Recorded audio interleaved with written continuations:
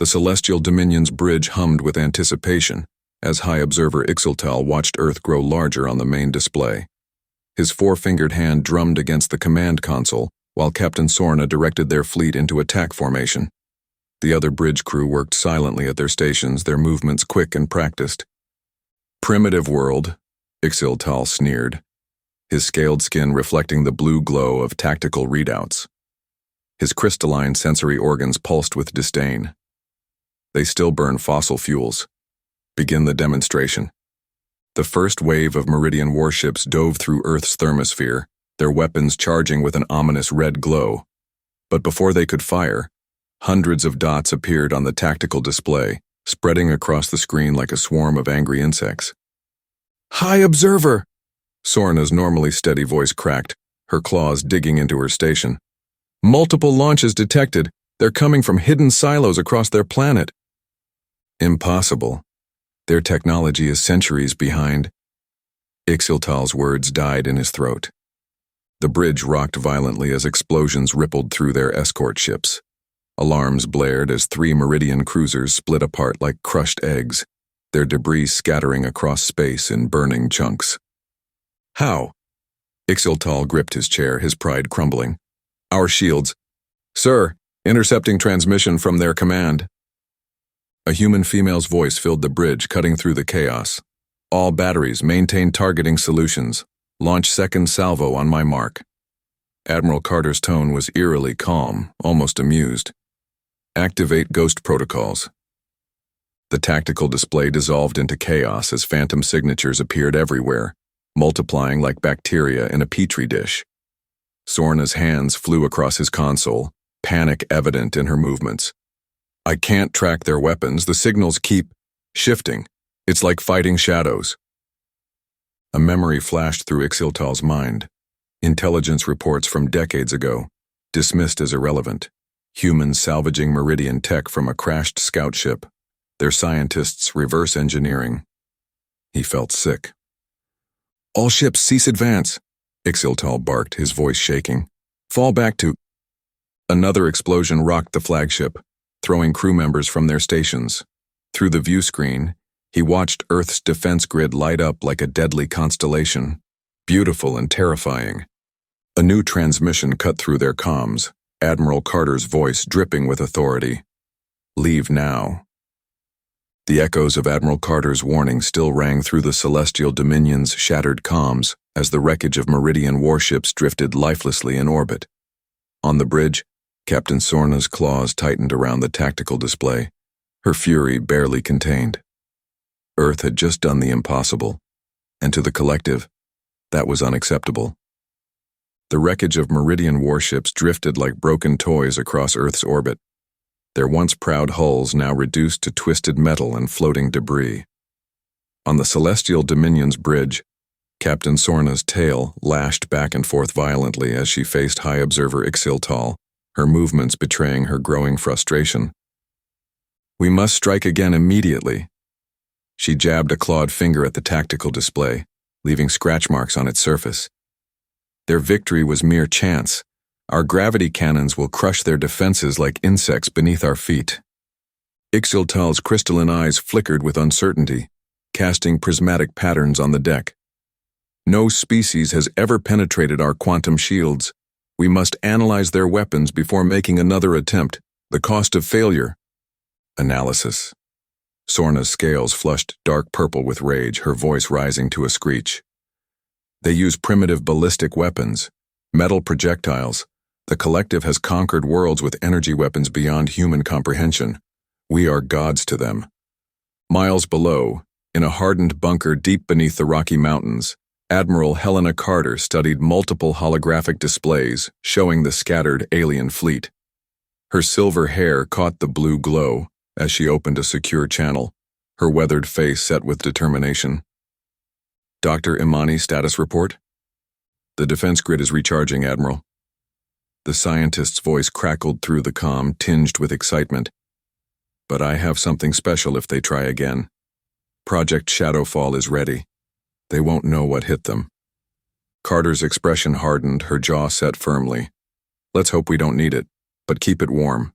These aliens need to learn that humanity isn't their playground. Back on the Celestial Dominion, Serena had assembled her command staff, her scales still pulsing with anger. Look at their primitive stations, their crude satellites. We will unleash a gravity wave that will tear their infrastructure apart like paper in a storm. Ixiltal watched the humans' defense platforms with growing unease, his crystalline sensors picking up strange energy readings. Something felt wrong. In 50,000 years of conquest, no species had ever caused such damage to collective ships. Yet these humans, with their supposed primitive technology, had torn through their best defenses like they were nothing. "The second wave forms up on my mark," Sorna announced, her voice thick with anticipated triumph, mandibles clicking eagerly. "We will show these humans the true might of the collective." But as Ixiltal observed the warships moving into attack formation, a cold dread settled in his stomach. The humans weren't behaving like any species they'd encountered before. They weren't panicking. They weren't begging for mercy or scrambling in chaos. They were waiting, and that terrified him more than anything else. While the Meridian fleet prepared for another assault, Earth was already one step ahead. Deep in the shadows of space, humanity's special operations teams moved into position. As Admiral Carter gave the order, Zeke and his squadron prepared to introduce the invaders to a kind of warfare they had never faced before. Admiral Carter's voice crackled through Zeke's helmet comm. "Special operations, you're cleared hot. Show them what Earth's finest can do. Make it quick and clean. We need that ship intact." Zeke grinned at his team as their stealth pod rocketed toward the massive Meridian troop carrier. "Time to crash their party, folks. Remember your training, but don't be afraid to get creative." The carrier's silver hull gleamed against Earth's atmosphere, completely unaware of the approaching humans. Zeke's team had painted their armor in dark, mottled patterns, a stark contrast to the Meridian's gleaming tech. The camouflage wasn't just for show. It disrupted the alien sensor systems, making the humans harder to track. 3 seconds to impact, Zeke announced. "Remember, we go loud and crazy. These aliens have never seen anything like us. They expect order. We'll give them chaos." Their pod slammed into the carrier's hull, magnetic clamps biting deep with a satisfying crunch. Before the Meridians could react, Zeke's team had already carved through the outer plating using salvaged pieces of destroyed alien ships as improvised cutting tools. The irony of using their own tech against them wasn't lost on the team. "Breach, breach, breach!" Zeke shouted, hurling himself through the opening. His team followed, bellowing war cries that echoed through the carrier's corridors. Their helmet speakers blasted a mix of tribal drums and metal music, a psychological warfare tactic that made the Meridian soldiers freeze in confusion. The cacophony bounced off the metallic walls, creating a disorienting wall of sound. The aliens' crystalline armor sparkled as they scrambled to respond, but Zeke's team was already among them.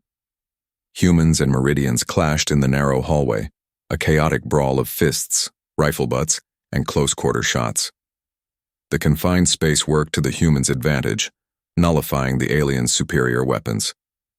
"They don't like it up close," shouted Maria, Zeke's second-in-command as she slammed a Meridian warrior into a wall. "They've never had to fight hand-to-hand. Look at them panic." She ducked under a wild swing and took down another alien with a swift leg sweep. From her command post on the Celestial Dominion, Captain Serana watched in horror as the humans tore through her elite troops. "Impossible," she hissed. "These primitives are fighting like rabid beasts. Where is their formation? Their battle doctrine?" Zeke's team pushed toward the bridge using pieces of fallen Meridian armor as makeshift shields. The alien metal deflected their own weapons perfectly. "Keep moving," Zeke ordered. "Don't give them time to think. Push harder. They're breaking." The human savage efficiency stunned the Meridian crew. Their training had prepared them for organized resistance, not this wild, adaptable fighting style that seemed to break every rule of combat they knew. Some even dropped their weapons and surrendered, overwhelmed by the shocking brutality of Earth's warriors. In less than 15 minutes, Zeke's team had control of the bridge. "Admiral," he reported, breathing heavily but triumphant, Carrier secured. Beginning emergency landing procedures. You're going to love the tech we just captured. These controls are something else. The massive ship descended toward a remote desert, its new human crew guiding it down as Meridian prisoners watched in disbelief. Sorna's voice shook as she reported to High Command. They took an entire carrier, with only 12 soldiers. These humans, they fight like nothing we've ever seen. The stolen carrier cut through Earth's atmosphere, flames licking its hull as Zeke's team prepared for touchdown. Around them, humanity's engineers were already swarming the captured alien tech, eager to dismantle its secrets. But even as victory settled over the desert crash site, an urgent transmission from Admiral Carter turned triumph into tension. The collective was retaliating. Zeke wiped the desert sand from his visor as he knelt beside the crashed Meridian carrier. Its sleek hull gleamed under the harsh sun, looking more like modern art than a weapon of war. The alien metal seemed to shift colors as clouds drifted overhead, blues and purples rippling across its surface. His team spread out, securing the perimeter while keeping their weapons trained on the disabled vessel. The wind howled around them, whipping up stinging clouds of sand.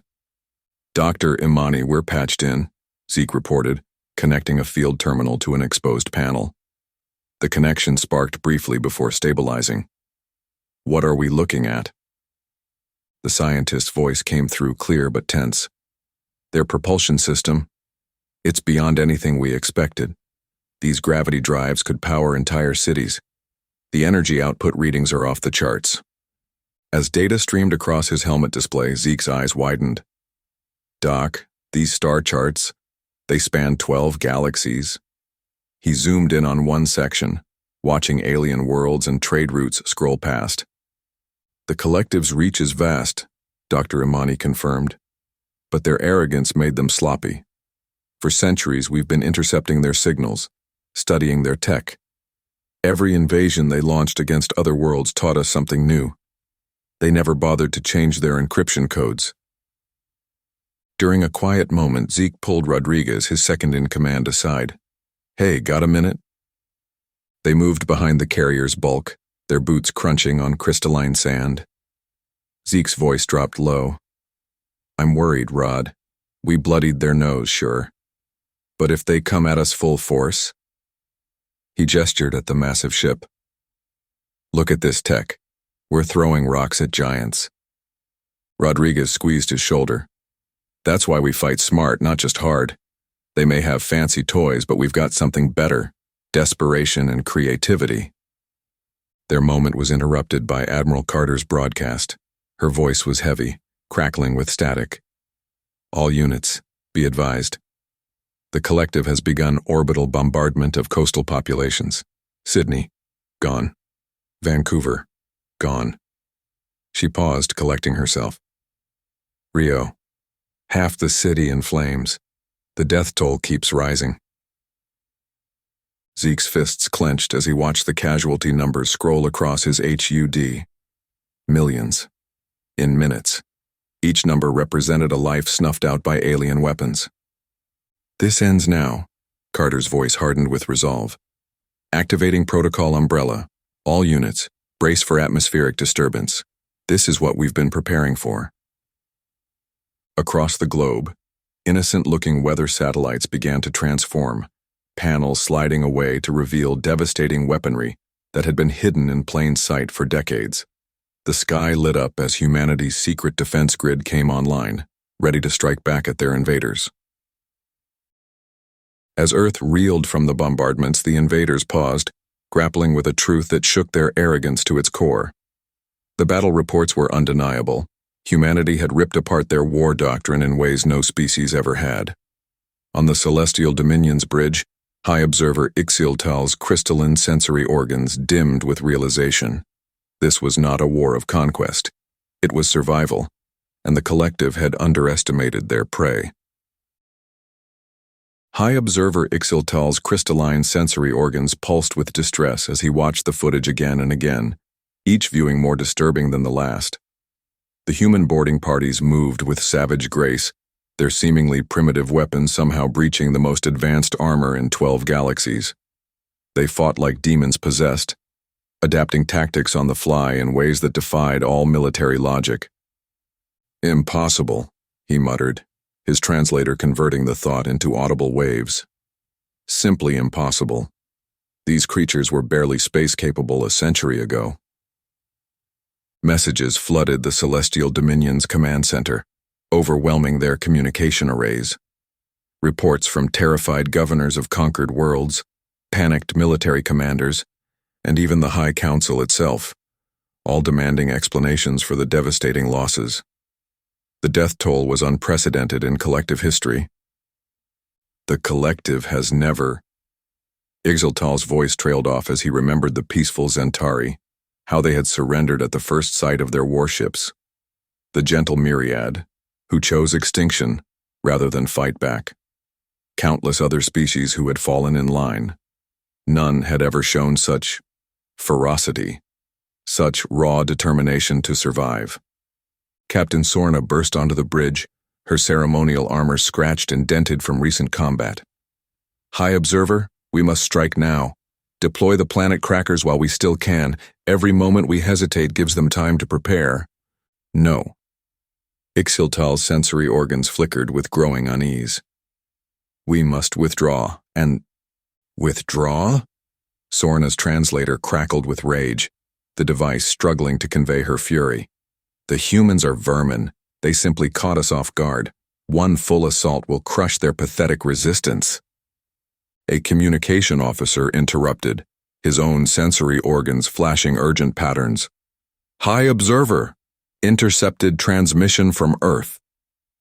The main view screen activated, displaying a scene that made every alien on the bridge freeze. A human leader stood at a podium, her eyes blazing with determination. "Let this be clear to the collective. Humanity will never bow. If you strike again, we won't stop at defense. We will hunt down every ship, every fleet, every world under your control. This is your final warning. Remember what happened to your first wave." Sorna laughed, but Ixaltal noticed the slight tremor in her posture, the way her armor plates clinked together nervously. Empty threats from primitives. "You're wrong," Ixaltal said quietly, his sensory organs dimming with dread. "They've shattered every doctrine we've relied on for 50,000 years. We must..." "Enough!" Sorna turned to the fleet commanders, her movements sharp with desperate anger. "By my authority as captain of the Celestial Dominion, I am taking operational control. Position the main armada for orbital bombardment. Ready all weapons." "Captain, you cannot..." "I can and I will." Sorna's sensory organs pulsed with dangerous intensity, nearly blinding in their brightness. "Watch, High Observer, as I show you how the collective deals with resistance." Through the viewing portal, thousands of warships began moving into attack formation above Earth's atmosphere, their hulls gleaming in the reflected sunlight. But for the first time in his long life, Ixaltal wasn't certain of victory. The embers of Earth's burning cities barely had time to fade before humanity struck back. As the hidden orbital defenses came online, the sky itself became a death trap for the invading fleet.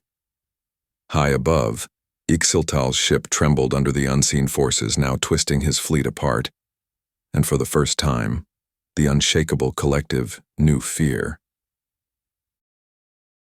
The rising sun painted Shanghai's broken skyline in hues of amber and crimson, casting long shadows across the rubble-strewn streets. Admiral Carter stood at the war room's panoramic window, her weathered hands clasped behind her back, watching endless streams of civilians evacuate through the underground tunnels. Above, the collective's massive armada descended like a storm of metal locusts, their ships blocking out the morning light. "Dr. Imani, are the gravity satellites ready?" Carter's voice was steady despite the weight of billions of lives on her shoulders. She'd trained for this moment her entire career, but nothing could truly prepare anyone for it. "Yes, Admiral. The network is hot. Just say the word." The scientist's voice trembled with anticipation. Carter took a deep breath, squaring her shoulders. "Light them up, all of them." Across Earth's orbit, thousands of hidden satellites burst to life. Their plain weather monitoring shells split open like mechanical flowers, revealing crystalline cores that pulsed with otherworldly energy. The effect was immediate and devastating, rippling through space like invisible waves. Massive Meridian warships lurched sideways as conflicting gravitational fields tore at their hulls. Smaller vessels spun out of control, their own gravity drives working against them in the chaos. The space around Earth became a deadly dance of warping forces and failing shields. High Observer Ixiltal gripped his command post as the celestial dominion shuddered violently. His crystalline sensory organs flared with alarm. Impossible. They've mastered gravity manipulation? These primitives were supposed to be centuries away from such technology. On the ground, Zeke and his team sprinted through streets warped by competing gravitational forces. "This way," he shouted, leading a group of terrified civilians toward a shelter. The air itself seemed to ripple and bend, making each step feel like walking through water. Buildings groaned under the strain of fluctuating gravity fields. "Admiral," Dr. Imani's voice crackled through the comm, filled with barely contained excitement. "The superweapon is charged and ready."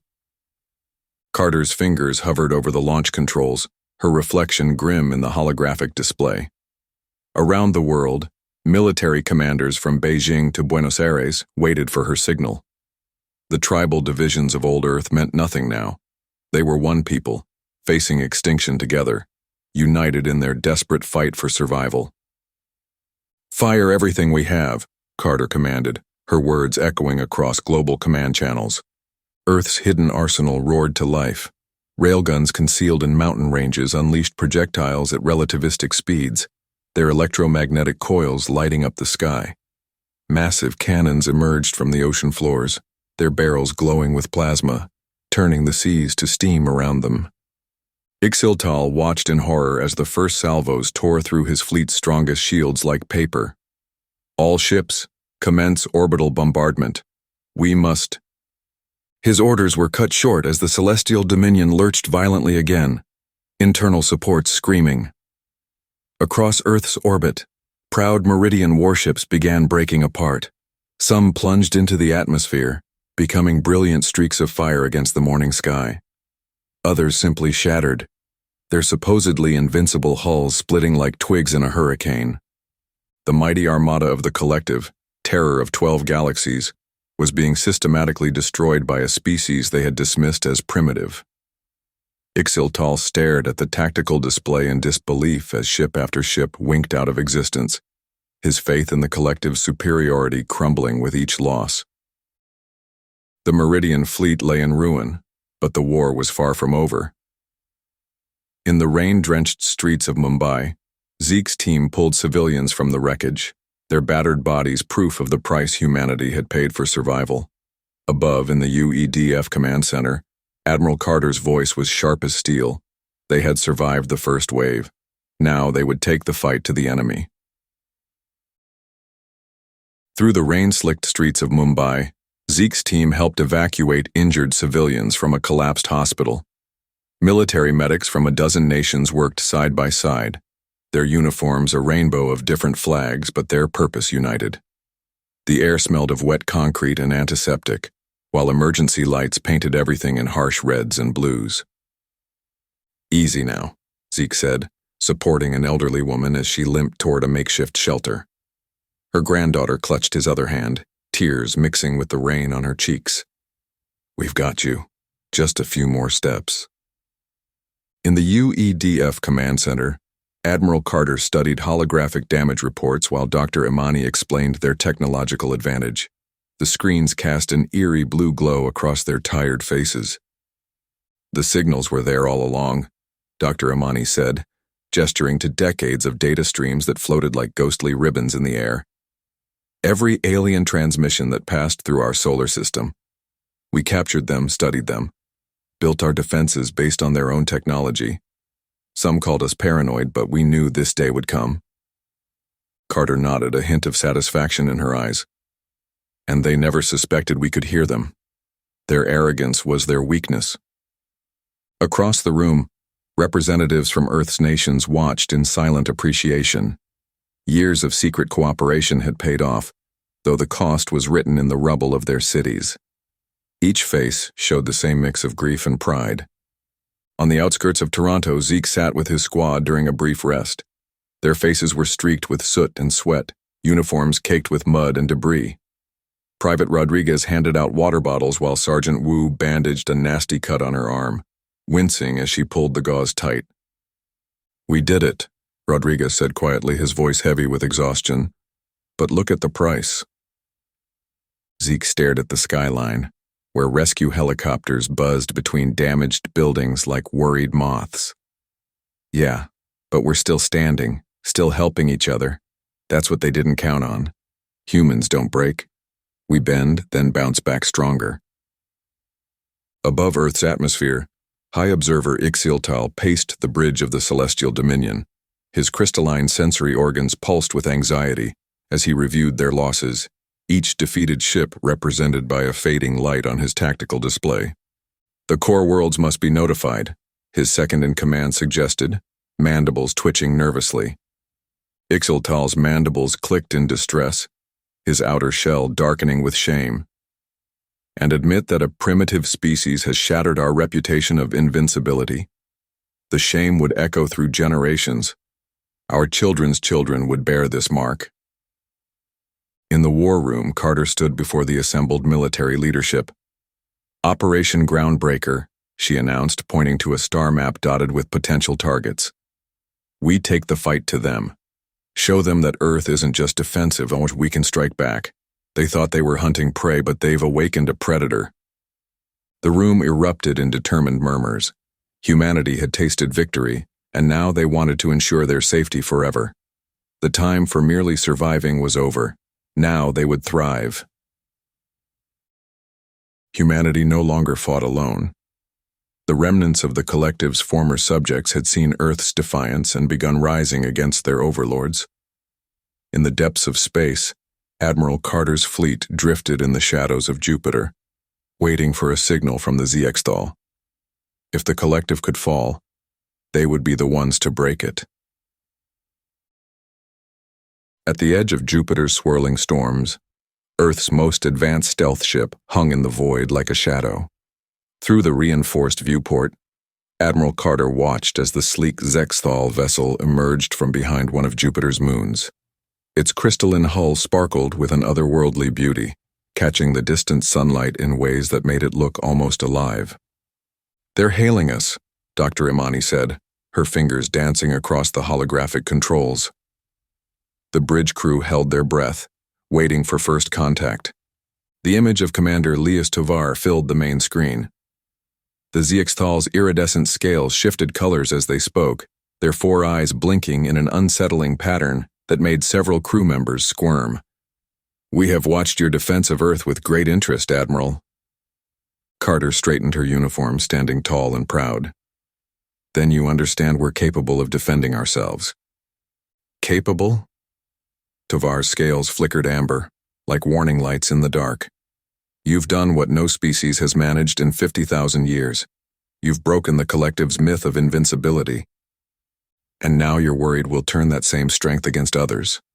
Carter asked, reading between the lines. Tovar's scales darkened to a stormy gray. "The galaxy whispers, Admiral. Many fear you'll become what you've defeated, a force of conquest." "We're defenders, not conquerors," Carter replied firmly, her voice carrying the weight of humanity's determination. Their conversation was interrupted by a burst of static that made the bridge lights flicker. A new voice cut through, musical yet urgent, like wind chimes in a storm. "This is Cora Hen of the Vecturi. I apologize for this intrusion, but I've been monitoring your exchange." Dr. Imani's eyes widened as she frantically checked her displays. "A third party? How did they breach our encryption? That should be impossible." "Your encryption is impressive," Cora Hen said, a hint of amusement in their melodic voice. "But the Vecturi have been gathering intelligence on all spacefaring races for millennia." Tovar's scales pulsed with anxiety, creating rippling patterns across their face. "The Vecturi are known for their neutrality. Your presence here is unexpected." These humans intrigue us, Corahen replied. They fight with both fury and restraint, a rare combination, like fire that knows when to burn and when to warm. Carter seized the moment, seeing an opportunity in this strange meeting. Commander Tovar, we need allies who understand the bigger picture. Help us navigate to the collective's core systems. In return, we'll ensure the ZXthal have Earth's protection. Tovar was quiet for a long moment. Their scales shifted through a rainbow of colors before settling on a deep blue that seemed to glow from within. There is a stable wormhole near Jupiter's outer orbit. It leads to systems close to the collective's territory. They paused, mandibles clicking softly. I will guide you, not for the promise of protection, but because the galaxy needs balance. A wise choice. Corahen's voice chimed like crystal bells. The Vecturi will be watching with great interest. The transmission cut off as mysteriously as it had begun, leaving only empty static in its wake. Carter turned to Dr. Imani, a slight smile playing at the corners of her mouth. Prepare the scout fleet. We're about to make history. She gazed out at Jupiter's swirling clouds, knowing that humanity's next great adventure was about to begin. The wormhole spat out the human fleet into the heart of enemy territory, where the skies burned red with industry. As Carter studied the slave worlds beyond the viewport, a heavy silence settled over the bridge. The collective's power didn't just lie in its fleets, it was built on the backs of countless oppressed species. This war was no longer just Earth's fight. Through the shimmering veil of the wormhole's exit, Earth's stealth fleet emerged into unknown space. Admiral Carter steadied herself against the command console as reality stabilized around them, fighting back a wave of disorientation that always came with wormhole travel. Multiple contacts, the sensor officer reported, hands flying across the glowing display. Collective patrol vessels at extreme range. They haven't detected us yet. Looks like standard patrol formation, 6 ships total. Through the main viewport, a rust-colored planet hung against the starfield. Its surface was scarred with massive mining operations, ugly black gashes visible even from orbit. Thin streams of cargo ships flowed up to orbiting stations like ants carrying crumbs, their paths forming predictable lanes through space. Those aren't voluntary workers down there, Lias Tovar said quietly, his crystalline eyes dimming with obvious pain. The Meridian strip mine inhabited worlds, using the native population as forced labor. I've seen it myself too many times. Carter's jaw tightened, her knuckles white on the console. How many worlds like this are there? Hundreds, Tovar replied, looking away. Perhaps thousands. They've been at this for centuries. In the ship's tactical room, Zeke and his team studied holographic maps of a nearby collective outpost, the blue light casting shadows on their focused faces. Small garrison, he noted, pointing to key defensive positions. Minimal security. They're not expecting trouble this deep in their territory. Because no one's ever fought back before, Dr. Imani added over the comm link, her voice tight with anger. Their arrogance makes them vulnerable. They've gotten lazy.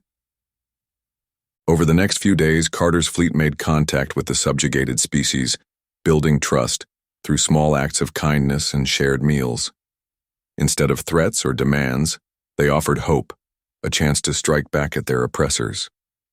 I don't understand, a local resistance leader told Carter, his 3 eyes blinking in confusion. You have superior weapons. Why not simply take what you want from us? Because that would make us no better than them, Carter replied, meeting his gaze steadily. Zeke's team moved like ghosts through the collective outpost, their footsteps silent on metal floors. Their Earth-made stealth suits, reverse-engineered from decades of studying alien tech, rendered them invisible to sensors. Within hours, they had downloaded massive amounts of tactical data, slipping past guards who never knew they were there. Supply routes, defensive positions, fleet movements, Dr. Imani said, as she analyzed the stolen information, her eyes scanning rapidly through streams of data. But the deeper systems are more heavily fortified. The collective's core worlds will be a different challenge entirely. Carter transmitted the intelligence back to Earth Command through the wormhole relay, her report crisp and clear. "We've found their weak points," she reported. "The collective maintains control through fear and overwhelming force. But if we help these worlds rise up together, they'll tear the Empire apart from within," Tovar finished, a note of wonder in his voice. His crystalline eyes sparked with renewed hope. The mission had revealed a crucial truth. The collective's greatest vulnerability was its own tyranny. Each oppressed world was a potential ally, waiting for a chance to break free. The Empire's strength had become its weakness. The resistance grew, world by world. As Zeke drilled a group of eager Ralkeshi rebels, he could see it in their eyes, the same fire that burned in humanity's own. The galaxy wasn't just fighting back. It was learning from Earth. And that, more than anything, was what would bring the collective to its knees. On the war-torn surface of Ralkesh, Zeke watched as human soldiers demonstrated basic combat maneuvers to a group of eager Ralkeshi rebels.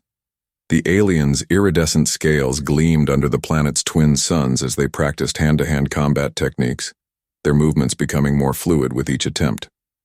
Some fumbled with the unfamiliar stances, but their determination never wavered.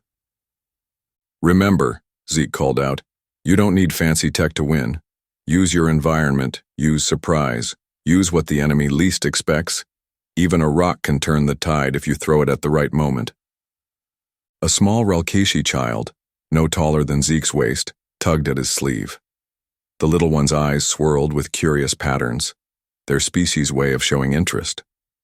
Zeke knelt down, remembering how he'd hidden in rubble during the early days of the invasion, just like this child had.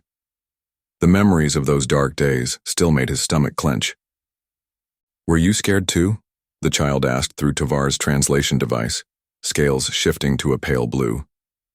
"Every day," Zeke admitted, placing a gentle hand on the child's shoulder.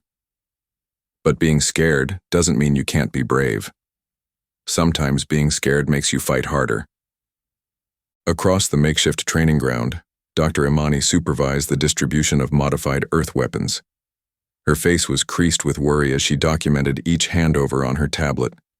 Dark circles under her eyes betrayed sleepless nights spent adapting the weapons for Ralkeshi hands. "Something troubling you, Doc?" Zeke asked, approaching her station. "We're giving them the means to fight back," she said quietly. "But what happens when the fighting's done? Are we just creating the next collective? Another group drunk on power?" A senior Ralkeshi warrior overheard through his translator. His scales rippled with conviction as he spoke. "We remember kindness," he said firmly. "Your people freed us, taught us to stand. We fight with you, not against you. Our children will learn this truth." The declaration spread through the gathering crowd. Soon hundreds of Ralkeshi were raising their voices in support. Tovar, observing from the sidelines, transmitted the scene to other nearby systems. His antenna twitched with excitement at the historical moment unfolding before him. "The Ralkeshi are with Earth," the warrior shouted, and the crowd erupted in their species' version of a cheer, a harmonic humming that made the ground vibrate. The sound echoed off nearby ruins, growing stronger with each passing moment. Zeke watched as humans and Ralkeshi embraced, shared meals, and planned strategies together. This wasn't just a military alliance. It was the birth of something deeper. He saw soldiers teaching Ralkeshi children Earth games, while Ralkeshi elders showed humans their traditional hunting techniques. Reports began flowing in through Tovar's communication network. Similar uprisings were sparking on nearby worlds. The collective's iron grip was beginning to crack, one planet at a time. Hope, like a wildfire, was spreading across the stars. For the first time in 50,000 years, the collective council convened in fear. Worlds had fallen silent. Armadas had been shattered. Their rule, unchallenged for millennia, was crumbling. And at the center of it all was the species they had dismissed as insignificant. In the heart of Meridian space, High Observer Ixiltal stood before the collective's leadership council. The chamber, built from living crystal that pulsed with stored stellar energy, towered above him like a cathedral made of frozen lightning. 12 ancient beings, each wrapped in robes that bent light itself, stared down at him with their crystalline sensory organs. Their combined presence made the air itself feel heavy with power. "Impossible," the first elder's voice boomed, echoing off the crystalline walls. "These primitives cannot have defeated our vanguard. We who have crushed 1,000 species." Ixiltal's own sensory crystals dimmed with shame, the equivalent of a human hanging their head. "The humans employed tactics we've never encountered. They turned our own gravity weapons against us. Their ships, they moved like nothing we've ever seen." Captain Sorna burst forward, her crystalline form crackling with barely contained rage, sparks of energy dancing across her surface. "Give me command of the home fleet. I'll show these savages true power. We'll burn their worlds to ash." "You dare speak out of turn?" the second elder hissed, the crystal walls darkening around them. "Your failure at Earth has already cost us greatly. Billions in resources, wasted." Through the chamber's vast windows, Ixiltal could see the artificial star they'd built millennia ago, their greatest achievement, a sun made by their own hands. Around it, fortress worlds hung like jewels on a crown, each one a testament to their might. But now, urgent reports flashed across his consciousness. Rebellion on a dozen worlds, inspired by Earth's victory. The ripples of human defiance spread like cracks in glass. "The Vecturi have already risen up in the outer rim," Ixiltal reported, his voice steady despite his dread. "They speak of Earth's triumph in their propaganda. The Zaxthal have gone silent. Our authority crumbles. Every hour brings news of fresh revolts." "Enough!" The first elder rose, his form towering, energy crackling around him like lightning. "We are gods. We have ruled for 50,000 years. We will not be undone by mere humans. These insects dare to challenge us?" The council members communed silently for a moment, their crystals pulsing in unison, creating patterns of light that danced across the walls. Finally, the third elder spoke. "Activate the Starforge. Sorna, you will command our defense while it powers up. Do not disappoint us again." Sorna's form straightened with pride, glowing brighter. "I will not fail again. The humans will learn what it means to challenge gods. Their victory was luck. Nothing more." But Ixiltal saw the fear behind her bravado, noticed how her light flickered uncertainly. As he watched her march out to take command, he knew that even here, in the heart of their empire, the collective's grip on divinity was slipping away. The age of gods was ending and the age of humans had begun.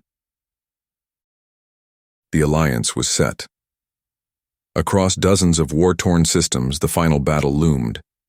As Admiral Carter stood before the assembled leaders, she saw something even the most advanced technology couldn't predict: a united galaxy. And in that unity, the collective's doom was sealed. Admiral Carter stood at the command center's main viewport, watching Allied ships gather in formation. The massive window showed vessels of every shape and size, sleek human cruisers with their distinctive blue engine trails, crystalline Ralkishi fighters that sparkled like diamonds in the starlight, and even a few ancient Ziexthal observation craft converted for combat, their bronze hulls still bearing ceremonial markings.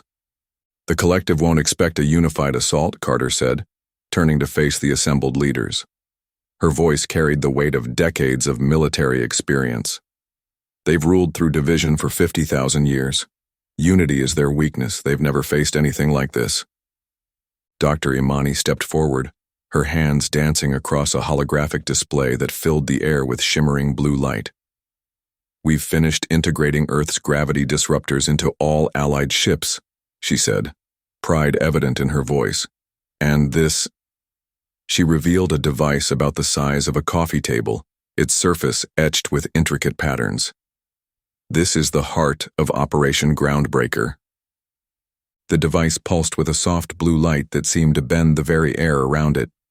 Alien leaders leaned in closer, their varied eyes and sensory organs fixed on it, some blinking, others whirring, a few extending specialized appendages to better analyze it.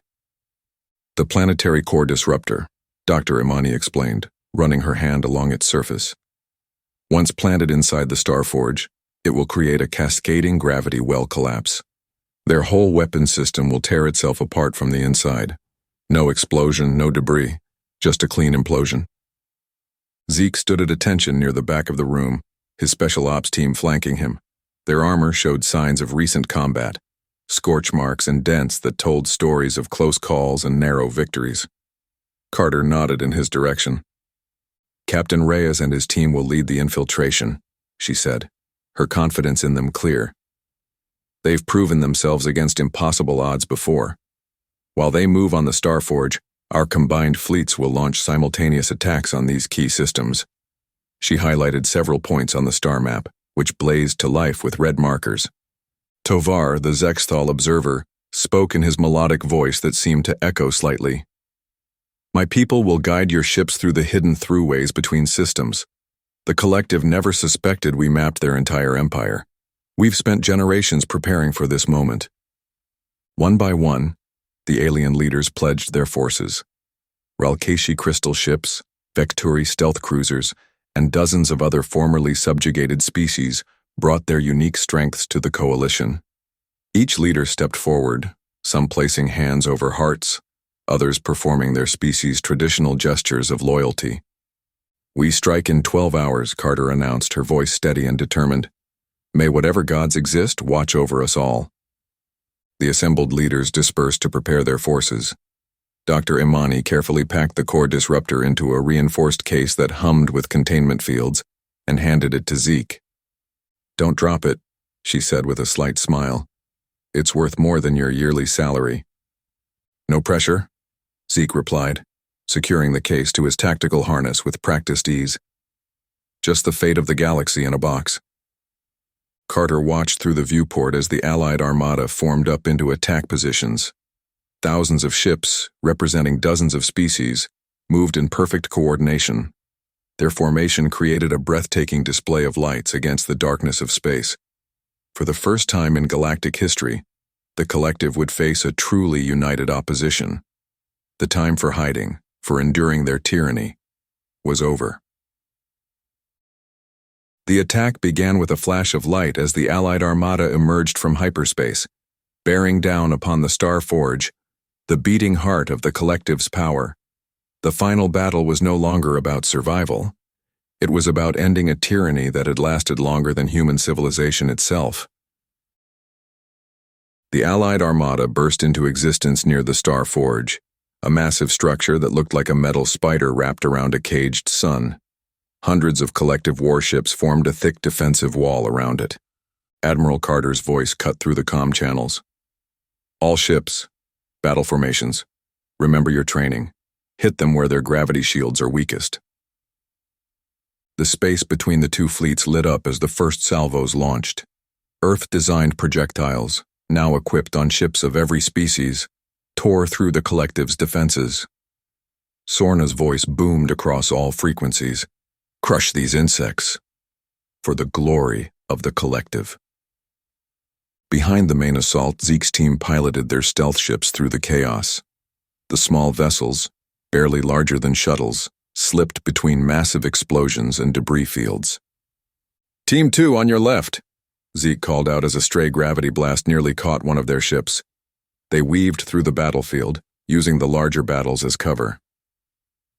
On the bridge of the Celestial Dominion, Sorna watched the approaching Allied fleet with growing rage. Deploy the shock troops, seal every corridor. Her orders sent waves of enhanced soldiers rushing through the Starforge's halls. Multiple breaches detected, a collective officer reported. They're targeting the maintenance docks. Zeke's team found their opening, a service entrance meant for repair drones. Going dark, he whispered as their ships powered down to minimal systems. They drifted the final distance, using only momentum. From his observation post, Tovar watched the battle unfold. Remarkable, he said to his crew. Look how they move as one. Humans have taught us more than just warfare. They've shown us true unity. The battle outside intensified. Carter's forces pressed forward, drawing heavy fire from the collective's gravity cannons. Allied ships moved in complex patterns, protecting each other's weak points. "Now," Zeke ordered as their ships latched onto the Starforge's hull. Cutting torches flared to life, carving entry points through the thick metal. Warning klaxons blared through the structure. "Multiple hull breaches," the collective officer reported to Sorna. "Sectors 7 through 12. "Spring the trap," Sorna commanded with a cruel smile. Throughout the corridors, automated defense systems hummed to life. Genetically modified soldiers took up positions at key junctions, their weapons charged. Zeke's team breached the hull, moving in practiced formation through the entry points.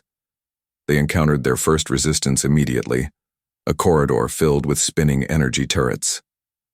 "Just like we practiced," Zeke said, deploying portable shield generators. "Move up by sections. Watch each other's backs." Outside, the space battle had become a storm of light and destruction. Carter's voice remained steady over the comms. "Keep them focused on us. Give our infiltration teams the time they need." The Allied fleet moved as one organism, each species contributing their unique strengths. Ralkishi crystal ships absorbed and redirected energy weapons. Vecturi vessels struck from seemingly impossible angles. And at the heart of it all, Earth's vessels led the charge, their advanced projectile weapons continuing to surprise and devastate the collective's defenses. Inside the Starforge's twisting corridors, Zeke's team fought through gravity-warped nightmares. The collective's elite stood their ground, but they were fighting a species that didn't know how to stop. As Sorna activated the last of her defenses, Zeke readied himself for the inevitable confrontation. Inside the Starforge, red warning lights flashed as Zeke's team pushed through another gravity-warped corridor. The walls seemed to bend and twist, making his stomach lurch. "Watch the ceiling!" he shouted as metal groaned above them. Two of his soldiers barely dove forward before a section of the corridor crumpled like paper. Through his earpiece, Dr. Imani's voice crackled. "The collective is using focused gravity wells. Plant the charges exactly where I marked on your HUD." Zeke nodded to Santos, who slapped a disc-shaped charge onto a junction box. The explosion sent shockwaves through the artificial gravity field, creating a temporary safe zone. They'd lost Martinez 3 corridors back, crushed when a gravity spike caught him off guard. Chen was bleeding from a head wound but refused to fall back. A squad of collective guards rounded the corner ahead, their armor gleaming. At their head stood Captain Sorna, her battlesuit humming with deadly energy. "Primitives," she snarled, raising her hand. The air rippled as she focused gravity into a deadly wave. "Scatter," Zeke yelled. His team dove for cover as the attack warped the metal floor into twisted spikes. Thompson wasn't fast enough. The gravity pulse caught his leg, crushing it instantly. His scream echoed through the corridors. "Get him out," Zeke ordered as he laid down covering fire. His rounds sparked off Sorna's personal shield, but forced her troops back momentarily. They fought their way through 3 more chambers, losing Rodriguez to a gravity trap that turned the air itself into a weapon. Each death fueled Zeke's determination to end this threat to Earth once and for all. Finally, they reached the massive doors of the reactor control node. Through the reinforced windows, Zeke could see the pulsing heart of the Starforge's power core. Sorna stood before them, her battlesuit now fully powered. "You will die here, human," she declared, the air around her distorting with lethal gravitational energy. Zeke raised his rifle, his remaining squad members forming up behind him. Blood trickled down his face from a wound he didn't remember getting. He'd lost too many good people to back down now. The captain's armor crackled with power as she blocked their path to the reactor controls, her stance making it clear, to reach their objective, they'd have to go through her first. The Starforge's reactor core pulsed behind them, but there was only one obstacle left. Captain Sorna, battered but defiant, stood between Zeke and victory. The final fight wasn't about weapons or numbers, it was about who would break first. Inside the reactor control node, Crimson emergency lights painted everything in a hellish glow. Zeke's chest heaved as he faced Sorna, her sleek battle armor gleaming. "Your species is nothing but vermin," she snarled, raising her hand. The air rippled with gravitational force. Zeke dove behind a control panel as the metal floor where he'd stood crumpled inward. He pulled out the makeshift shield his team had cobbled together from scavenged collective tech, rigged with explosive charges. "We won't bow to false gods," he growled, rolling to his feet. Sorna's laugh echoed through the chamber. "The collective has ruled for 50,000 years. We brought order to chaos." Another gravity pulse sent Zeke flying, but he managed to angle the shield. The force dispersed, though his bones felt like they might shatter. "Order?" Zeke spat blood. "You mean slavery, fear, genocide?" He triggered one of the shield's charges, the blast catching Sorna off guard. She staggered back. "You cannot comprehend our divine right to rule. Your barbaric species will destroy everything." "We fought back because you gave us no choice." Zeke charged forward, ducking under another gravity blast. "Earth will never kneel." Their fight became brutal, personal. Sorna's armor crackled with energy as she tried to liquefy Zeke's internal organs. But he'd fought too hard, lost too many friends to fail now. In a desperate gambit, Zeke threw his shield directly at her. When she deflected it with a gravity pulse, he was already diving past her defenses. His combat knife, enhanced with stolen collective tech, found the weak spot in her armor, the crystalline neural cluster at the base of her skull. Sorna's eyes widened in disbelief as she collapsed. Zeke retrieved the neural cluster, his hands shaking from exhaustion and injury. "Dr. Imani," he rasped into his comm. "Sorna's down, ready for remote access to contain the meltdown." "Patching in now," her voice crackled back. "Hold position." Around him, the Starforge's core pulsed ominously, but Zeke allowed himself a moment to breathe. The price had been steep, but humanity had proven itself against even the gods of the galaxy. The battle outside was already over. The collective's fleets had shattered, its ships fleeing or surrendering. As Carter watched the debris-strewn void, a single question remained. Would Ixiltal accept his empire's fate, or would he drag it into oblivion? Admiral Carter stood at the command center's viewport, watching Allied ships surge forward through the debris field of broken collective vessels. The artificial star's light cast long shadows across her face. "Multiple collective vessels powering down weapons," her tactical officer reported. They're surrendering, Admiral." "Broadcast on all frequencies," Carter ordered. "Any ship that powers down and allows boarding parties will be granted quarter. Those who continue fighting will be eliminated." Across the battlefield, Ixiltal's smaller warship drifted among the chaos. His crystalline sensors took in the full spectrum of destruction, proud collective ships either going dark or being torn apart by precise human weaponry. "High Observer," one of his officers called out. "The Fortress Worlds. We're receiving reports of mass uprisings. The subjugated species, they're overwhelming our garrisons." Ixiltal's appendages trembled as he processed the reports.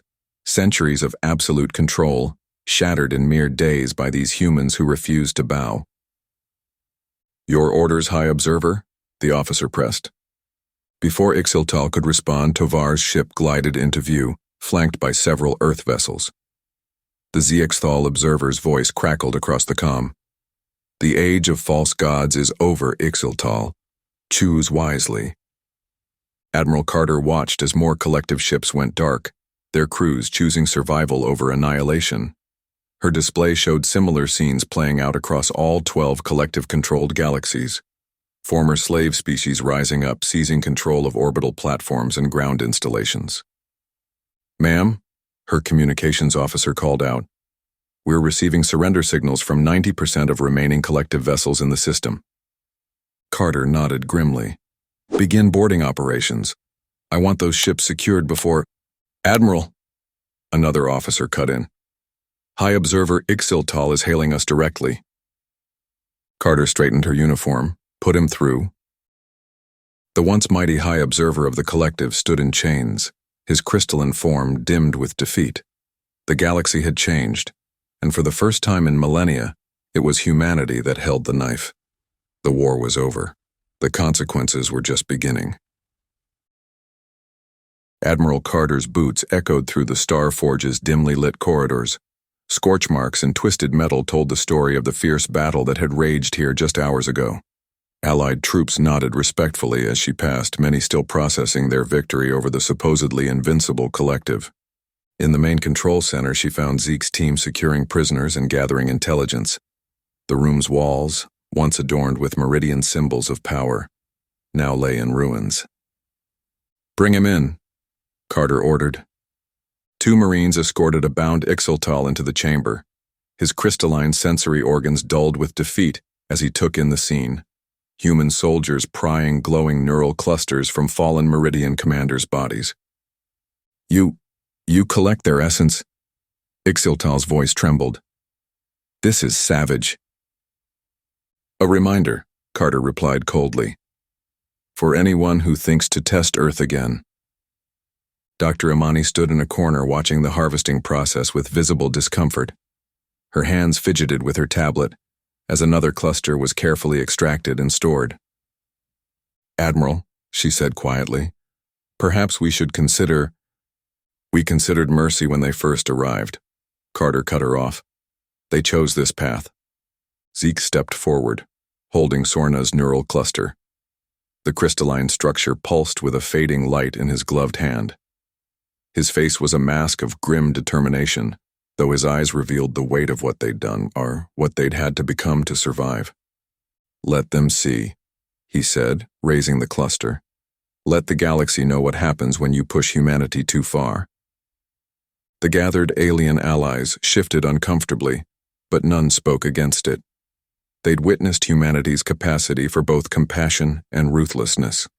Today, the latter served as their shield against future threats. Ixaltal's shoulders slumped as he watched another cluster being added to the growing collection. The mighty collective, who had claimed godhood for millennia, now served as trophies for the species they'd so gravely underestimated. Decades later, the Hall of Trophies stood as a silent monument to those who had dared challenge Earth. The collective's greatest commanders reduced to artifacts. To some, a warning. To others, a lesson. But to humanity, it was a promise. Never again. Professor Avalarx Quartok's 4-fingered hand trembled as he touched the cool glass separating him from the most infamous collection in human space. The crystalline neural clusters, hundreds of them, lined the dark walls of the Human Victory Museum's central hall, each one catching the dim light like frozen tears. "Fascinating, isn't it?" The elderly curator approached, his wrinkled face kind but serious.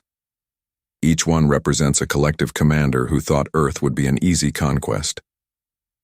"In my studies," Avalarx said, his translator clicking softly, "I found it hard to believe the Meridian Collective truly saw themselves as gods. Pride makes fools of us all." The curator gestured to a particularly large cluster near the center. That belonged to Captain Sorna. Her arrogance cost the collective everything. Avalarx moved closer, studying the information panel. "Admiral Carter. She kept Earth united during the invasion." "She did more than that." The curator's voice filled with pride. "She showed the galaxy that humans weren't just fighters. We were protectors. Every species the collective enslaved found freedom because Earth refused to bow. Yet you never expanded, never conquered." Avalarx's inner eyelids flickered with curiosity. "My people's histories say humans had the power to build their own empire after the collective fell." The curator nodded slowly. "We chose to defend rather than dominate. These clusters?" He waved at the glinting wall. "They're not decorations. They're warnings. Earth stands ready to protect itself and its allies, but we remember the cost of thinking yourself a god." Avalarx paused at Sorna's cluster, remembering childhood tales of the unstoppable Meridian fleets. Now their greatest commander's essence sat in display cases, testament to how quickly the mighty could fall. "The galaxy learned its lesson well," the curator said softly. Peace through strength, but strength tempered by wisdom. That's humanity's true legacy. If you enjoyed the story of Jonathan, I handpicked this next story that you will enjoy. Please don't miss this one. Click here to watch it.